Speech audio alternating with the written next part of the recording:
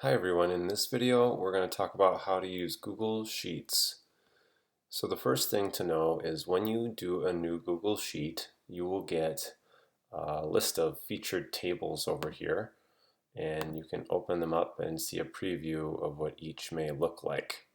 So this is just a good way to see what you can do in Google Sheets. So with a most basic table, you can see the columns there, and they have some drop downs. I can't click on it right now, but if I selected it, it would insert it. If we go down to this one, you see some of these have little drop-down icons that say not started, in progress, blocked, completed. All those things can be preset, and then you can easily just, instead of typing something in there, select one of the preset options. Things can also be done with names and dates that easily can be changed. So just a few things that you can see right here at a quick glance. We're not going to do any of that. We're going to do things from the start. So let's say we wanted to make a table of data. So let's say this is going to be my first table, table 1. So I'm going to close this, type table 1. I actually want it to be in capitals. And then maybe this is the time. This is the plant. And this is the number of leaves.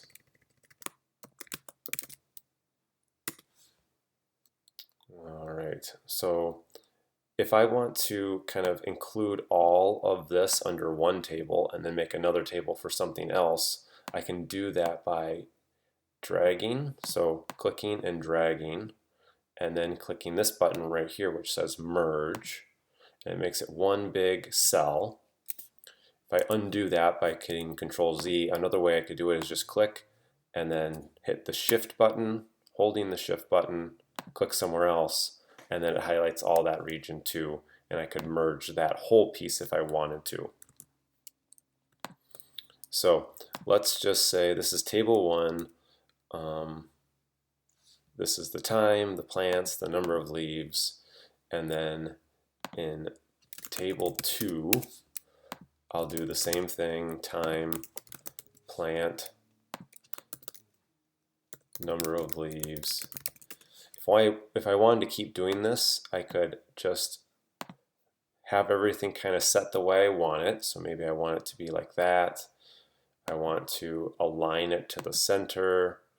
I want to change the fill color to be orange, and this to be light orange. If I want to do that a bunch of times, I can just click and drag. I'm dragging here.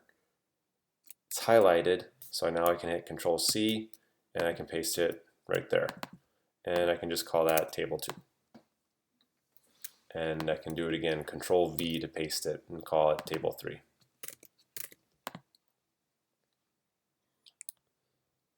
So again, you click and drag if you want to highlight something. Google Sheets does very well with patterns. So let's say this is 1 o'clock. This is 2 o'clock.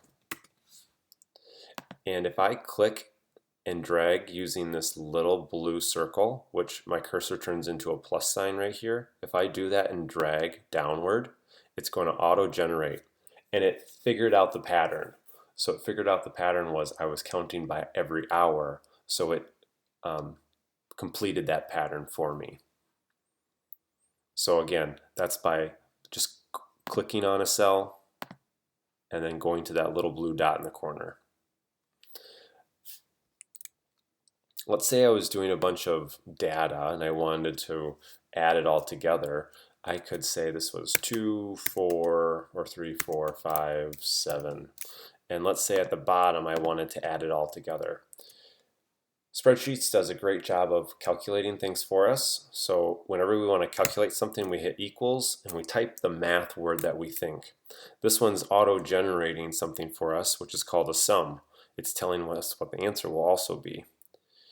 You can look at some formula menus if you want to, or you could just play around. Like let's say you wanted to count how many things there were. You could actually just type count and then it tells you you need the values, which are usually the cells here. So you click, drag, drag, drag. So it says from B3, 3B, down to B18, I'm doing that. And then hit comma, and it tells you value 2. Well, we actually did a range of values, so there is no value 2.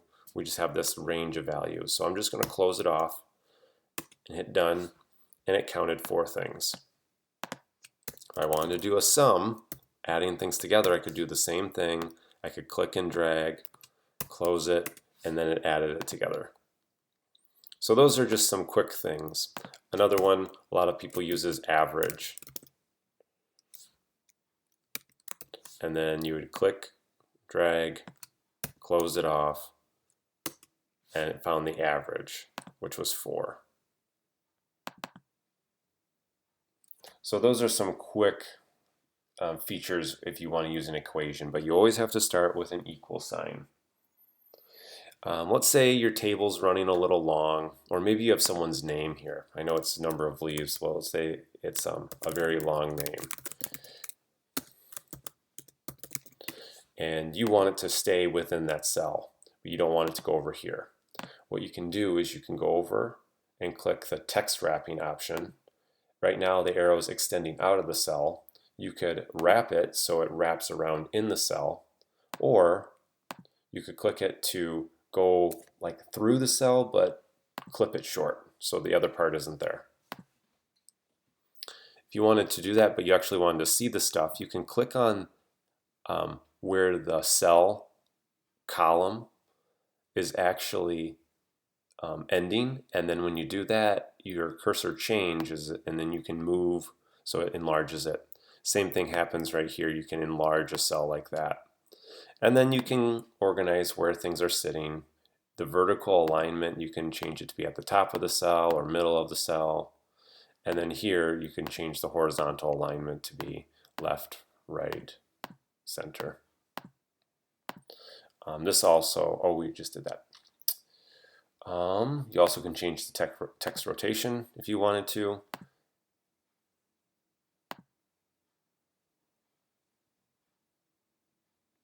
If your data is in the wrong spot, let's say this is not supposed to be there, you can copy and paste it, or you can select things and then just move to the bottom or the side or the top of that selected box, and you have a little hand, and you grab that hand and move it to wherever you want it to be. And it shows you where it's going to populate. Notice how our equations have some errors now because there's nothing to reference there. So those don't make any sense anymore to the computer. So let's just make those go bye-bye.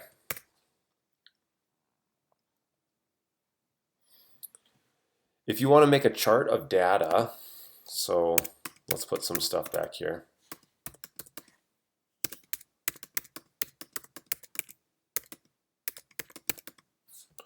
You can highlight, starting with your title, and highlight down, and then hit Insert Chart. That's going to auto-generate a chart, so you see the times and you see the plant numbers, but maybe you don't want the suggested chart. Instead, maybe you want a scatter plot chart. You can do that too. And then you can mess with things in the Customize option and the Setup option. A lot of times we switch the x-axis and the y-axis, which they call the series a lot of times. But then you can close that. Anytime you want to open it back up, you just double click and you can change it. I'm going to delete this. If you want to select, say, let's move some stuff around, a whole column, you can just click the letter and then drag it wherever you want it. Sometimes it says it's a problem because it contains part of a merged cell. So I might need to unmerge. So the merge and unmerge button are the same. And then I can move things around. So let's say it was these two columns I needed, this one and this one. If I go ahead and do this and drag it and insert a chart, it gives me something odd. So if I go to scatter plot, or even just a line chart, Go to the series and pick what you want. We had a number of things highlighted: time, number of leaves, plant. I just want time, and the number of leaves I don't want as a label. Actually, that was supposed to be the x-axis. So let's click out of the three options, these three columns that I highlighted, time as the x. And let's just get rid of all these series. So three dots, remove all the series. And now the one that I want is the plants. And now I have my chart back. So if you want to do this column and that column, you might be highlighting everything and then selecting them in the chart option under setup, right here for x-axis, right here for y-axis, even though it says series. And the last thing I'll show you is sorting. I guess two more things. If you want to sort, you can highlight a row and click this little filter. Looks like a funnel. And what it does is it will have these little triangle drop-down menus now. So now you can click them and sort them, and it moves all your data around. So this sorted it from least to greatest. And notice how the times moved with that. And then I can go back that way. And the way I probably want it is over here, time order. So that's the column that was kind of default sorted when I created this. You can share this with multiple people, and you also can start different sheets. If you like this sheet, but you just don't want to mess with it, which I do a lot, I duplicate it, and now here's my copy. So they look exactly the same, but now maybe this is my mess around sheet, and this is my good sheet that I don't need to touch. Or you can start over. So all of this is just a little introduction on how to use Google Sheets.